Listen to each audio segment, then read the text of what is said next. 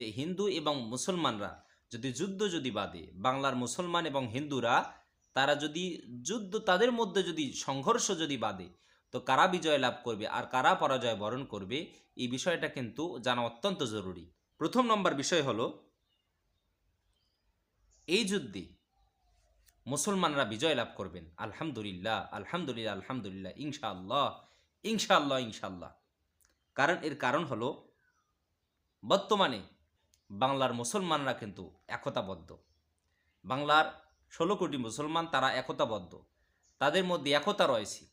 যেরকমভাবে তারা ফেসিস্ট হাসিনা সরকারকে, জালিম হাসিনা সরকারকে, খুনি হাসিনা সরকারকে, রক্ত পিপাসু হাসিনা সরকারকে তারা যেভাবে একতাবদ্ধ হয়ে তারা এদেশ থেকে তাড়িয়ে দিয়েছে, সে পালাতে বাধ্য হয়েছে, এই তাওহিদি জনতা এখনও কিন্তু তারা একতাবদ্ধ এবং তারা শিখে গেছে কিভাবে জালিমদেরকে প্রতিহত করতে হয়, কিভাবে নিজের দেশের স্বাধীনতা, কিভাবে নিজের দেশকে, কিভাবে নিজের ইমানকে, কিভাবে নিজেদের ধর্মকে অক্ষুণ্ণ রাখতে হয়, তারা এটা শিখে গেছে। আলহামদুলিল্লাহ আলহামদুলিল্লাহ আলহামদুলিল্লাহ। তো মুসলমানরা, হিন্দুরা যদি মুসলমানদের সাথে যদি দাঙ্গা যদি বাঁধায়, তারা যদি তাদের সাথে যদি যুদ্ধে যদি তারা যদি বেঁধে দেয়, তারা যদি যুদ্ধ যদি করতে চায়, তারা কখনো তারা বিজয় লাভ করতে পারবে না ইনশাআল্লাহ। কারণ বাংলার মুসলমানরা বর্তমানে তারা একতাবদ্ধ, ঐক্যবদ্ধ। তাদেরকে কখনো আল্লাহর রহমতে, ইনশাআল্লাহ আল্লাহর রহমতে তাদেরকে কেউ কখনো পরাজিত করতে পারবে না। কারণ মুসলমানদের ভিতরে একটা অনুভূতি রয়েছে, একটা সাহস রয়েছে, সেটি হলো সব থেকে বড় সাহস যুদ্ধের ক্ষেত্রে, যেটা থাকা হলো অত্যন্ত জরুরি, যেটা ছিল সাহাবায়ে কেরামের মধ্যে। রাসূলুল্লাহ সাল্লাল্লাহু আলাইহি ওয়াসাল্লাম তাদেরকে অভয় দিতেন, ও আমার সাহাবীরা, তোমরা যদি যুদ্ধের ময়দানে তোমরা যদি শাহাদাত যদি বরণ করো, তাহলে তোমাদের জন্য বিনয় হিসাবে জান্নাত। সুবহানাল্লাহ সুবহানাল্লাহ সুবহানাল্লাহ। আর তোমরা যদি ফিরে যদি আসো, তাহলে তোমরা গাজী হয়ে যাবা। তোমাদের কোনো ভয় নেই, তোমাদের কোনো চিন্তা নাই, তোমাদের জন্য আল্লাহ তাআলা সরাসরি জান্নাতের ব্যবস্থা করে রেখেছেন। সুবহানাল্লাহি বিহামদিহি। এই সাহসটা আমাদের মুসলমানদের ভিতরে রয়েছে, যে আমরা যদি বাতিলের বিরুদ্ধে, তাগুতের বিরুদ্ধে যদি আমরা সংগ্রাম করি, যুদ্ধ করি, আর আমরা যদি এই যুদ্ধে যদি আমরা যদি শহীদ হয়ে যাই, মৃত্যুবরণ করি, আল্লাহ তাআলা বললেন, ওয়ালা তাকুলু লিমান ইউকতাল ফি সাবিলিল্লাহ আমওয়াত, খবরদার যারা আমার রাস্তায় যারা নিহত হয়, তোমরা তাদেরকে মৃত বলি না, বরঞ্চ তারা জীবিত, বাল আহইয়া, বরঞ্চ তারা জীবিত। তো মুসলমানদের ভিতরে এই সাহসটা রয়েছে যে আমরা আল্লাহর জমিন, আল্লাহর দিন প্রতিষ্ঠার জন্য, বাতিল শক্তিকে তাড়ানোর জন্য, বাতিল শক্তিকে প্রতিহত করার জন্য আমরা যদি জীবন দেই, আমরা শহীদ হয়ে যাব। এর পরের জীবনটাই হবে আমাদের সুখের জীবন, স্বাচ্ছন্দ্যের জীবন। আল্লাহু আকবার আল্লাহু আকবার। এই কারণে তারা হিন্দুদের সাথে, মুশরিকদের সাথে, বেঈমানদের সাথে এরা কখনো যুদ্ধ করতে, এরা কখনো পিছপা হবে না, এবং তারা বাঁচলে তারা কি হয়ে যাবে? গাজী হয়ে যাবে। তো সম্মানিত ভাইগণ, বন্ধুগণ আমার, এরপরে যে বিষয়টা সেটি হলো, মুসলমানরা, আল্লাহ তাআলা তাদেরকে বিজয় দিয়েছেন। প্রত্যেকটা জায়গায়, প্রত্যেকটা সময়ে যারা ইসলামের পক্ষে যারা থাকবে, আল্লাহ তাআলা বললেন, হুয়াল্লাযী আরসালা রাসূলাহু বিল হুদা ওয়া দীনিল হক লিইয়ুযহিরাহু আলাদ দীনি কুল্লি ওয়ালাউ কারিহাল মুশরিকুন। তিনি তার রাসূলকে প্রেরণ করেছেন সত্য দিন এবং কোরআন দিয়ে, বিল হুদা ওয়া দীনিল হক লিইয়ুযহিরাহু আলাদ দীনি কুল্লি। আল্লাহ তাআলা বললেন, আমি সকল ধর্মের উপরে, সকল দিনের উপরে আমি আমার ধর্মকে বিজয় দিয়েই দেব। সুবহানাল্লাহ সুবহানাল্লাহ সুবহানাল্লাহ। এবং আল্লাহ তাআলা বলেছেন, ইন্নাদ-দীন ইনদাল্লাহিল ইসলাম। আমি আল্লাহর কাছে অন্য কোনো ধর্ম মনোনীত নয়, আমি আল্লাহর কাছে একমাত্র যে ধর্ম মনোনীত ধর্ম সেটি হলো আল ইসলাম, সেটি হলো ইসলাম ধর্ম। তো এই ধর্মের পক্ষে যারা থাকবে তাদেরকে কেউ কখনো পরাজিত করতে পারবে না। এটা কোরআনে আল্লাহ তাআলা স্পষ্টভাবে বলে দিয়েছেন। যতই ভারতের হিন্দুরা মুসলমানদেরকে উস্কানি দিতে চাক, তাদের উপর নির্যাতন করুক, তাদের উপর জুলুম করুক, তাদের রক্ত ঝরাক, তাদের জীবন নেক, তবুও তারা কখনো আপনার বিজয় লাভ করতে পারবে না। অবশ্যই অবশ্যই তাদেরকে পরাজয় অবশ্যই ইনশাআল্লাহ বরণ করতেই হবে। এটা হলো তাদের জন্য অবিসম্ভাবী। তো আল্লাহ তাআলা তার ধর্মকে বিজয় দিয়েছেন, তার ধর্মকে কখনো অন্যদের কাছে পরাজিত কখনো হতে দেয় নাই। 3 নম্বরে, এই মুসলমানরা তারা আল্লাহর উপর ভরসা করে। কার উপরে ভরসা করে? আল্লাহর উপরে। তারা কোনো আপনার উহুদের, আপনার বদরের যুদ্ধের কথা বলি, অনেক সাহাবীর কাছে আপনার তরবারি ছিল না, যুদ্ধের ঢাল ছিল না, কোনো কিছুই ছিল না। রাসূলুল্লাহ সাল্লাল্লাহু আলাইহি ওয়াসাল্লাম তাদের হাতের মধ্যে আপনার খেজুরের বাকল ধরিয়ে দিয়েছে, বিভিন্ন জিনিস তাদের হাতে ধরিয়ে দিয়েছে যে তোমরা এগুলা দিয়ে যুদ্ধ করো। তোমাদেরকে সাহায্য করবেন কে? আল্লাহ তাআলা। এরকম আমরা মুসলমানরা আল্লাহর উপর ভরসা করি।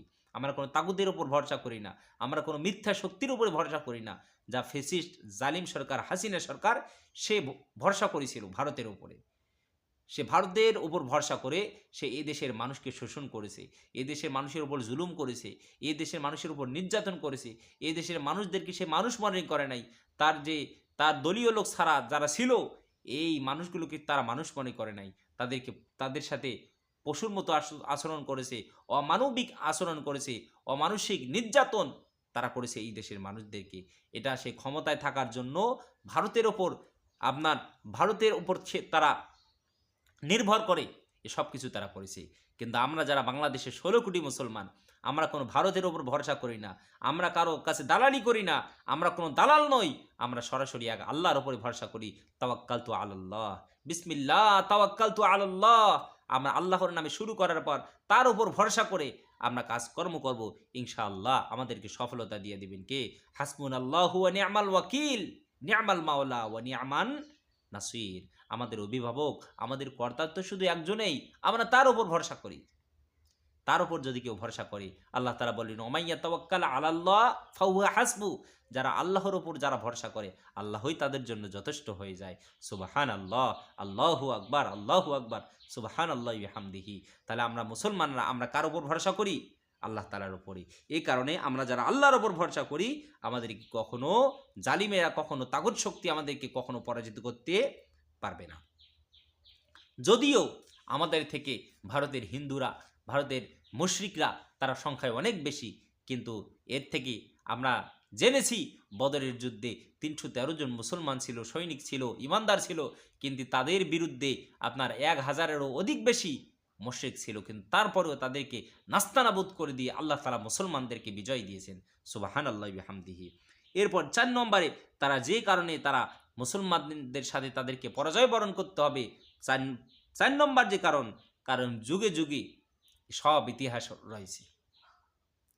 ফেরাউন কত বড় শক্তিশালী ছিল, তার কত জনবল ছিল, জনবল থাকার পরেও আল্লাহ তাআলা তাকে কি করে দিয়েছে? নাস্তানাবুদ করে দিয়েছে। মুসা আলাইহিস সালামের সাথে ফেরাউন বারবার লাগাতো, তাদেরকে নিস্তেজ করে দিত, তাদেরকে ধ্বংস করে দেওয়ার জন্য কত রকম পায়তারা করেছিল, কিন্তু আল্লাহ তাআলা দেখেন শেষ পর্যন্ত সেই ফেরাউনকে কি করে দিয়েছে? ধ্বংস করে দিয়েছে। ফেরাউনের হাতে ক্ষমতা ছিল, ফেরাউনের অনেক সৈন্য ছিল, ফেরাউনের জনবল লোক বেশি ছিল, কিন্তু তারপরেও আল্লাহ তাআলা ফেরাউনকে কখনো বিজয় দেন নাই, বরঞ্চ আল্লাহ তাআলা ফেরাউনকে পরাজিত করে দিয়েছে। সুবহানাল্লাহি বিহামদিহি। তাহলে এর থেকে আমরা বুঝলাম ভারতের হিন্দুরা, ভারতের উগ্রবাদী হিন্দুরা, সন্ত্রাসীরা যতই তারা সংখ্যায় বেশি হোক না কেন, তারা কখনো বাংলার মুসলমানদের সাথে তারা কখনো পেরে উঠতে পারবে না। এরপরে নমরুদের কথা বলি। ইব্রাহিম আলাইহিস সালাম কত কষ্ট দিয়েছে, তার সাথী সঙ্গীদেরকে কত কষ্ট দিয়েছে, আগুনে ফেলে দিয়েছে, নির্যাতন করেছে, আগুনে পুড়ে ছাই করে দিয়েছে, তারপরে তাদেরকে কখনো দমাতে পারেনি, তাদেরকে কখনো পরাজিত করতে পারে নাই। এটা যুগে যুগে একটা ইতিহাস। আবু জেহেল বিশ্বনবী সাল্লাল্লাহু আলাইহি ওয়াসাল্লামের ওপর কত নির্যাতন, সাহাবায়ে কেরামের ওপর কত নির্যাতন, তারপরেও আল্লাহ তাআলা কি করেছে? শেষ পর্যন্ত ইসলামকে বিজয় দিয়েছেন কে? আমার আল্লাহ পাক রব্বুল আলামিন। এবং সর্বশেষ বিশ্বনবী সাল্লাল্লাহু আলাইহি ওয়াসাল্লাম বলেছেন শেষ জামানায় একটা যুদ্ধ হবে, সেটা হলো গজওয়াতুল হিন্দ। এই হিন্দ যুদ্ধে আল্লাহ তাআলা মুসলমানদেরকে বিজয় দিয়ে দিবেন। সুবহানাল্লাহ, সুবহানাল্লাহ। এর থেকে আমরা আশা রাখতে পারি, এর থেকে এটা একটা রাসূল সাল্লাল্লাহু আলাইহি ওয়াসাল্লামের ভবিষ্যৎবাণী যে মুসলমানরা কি করবে? গজওয়াতুল হিন্দে তারা বিজয় লাভ করবে, আল্লাহ তাআলা তাদেরকে বিজয় দিবেন, এবং হিন্দুস্তানের হিন্দুরা, উপমহাদেশের হিন্দুরা তারা কি হয়ে যাবে? তারা ধ্বংস হয়ে যাবে। সুবহানাল্লাহ, সুবহানাল্লাহ, সুবহানাল্লাহ। এই যুদ্ধে যারা শহীদ হবে, এই যুদ্ধে যারা প্রাণ হারাবেন তারা শহীদ হবেন, এবং যারা বেঁচে ফিরবে তারা গাজী হয়ে যাবে। সুবহানাল্লাহ, সুবহানাল্লাহ, সুবহানাল্লাহ। এই কথাগুলোর থেকে আমরা বুঝি যে বর্তমানে ভারত তারা আমাদেরকে উস্কানি দিচ্ছে, তারা আমাদের সাথে লাগাতে চাচ্ছে, কিন্তু শুনে রাখো তোমরা কখনো বিজয় লাভ করতে পারবে না, তোমাদের পরাজয় অবিসম্ভাবী ইনশাআল্লাহ।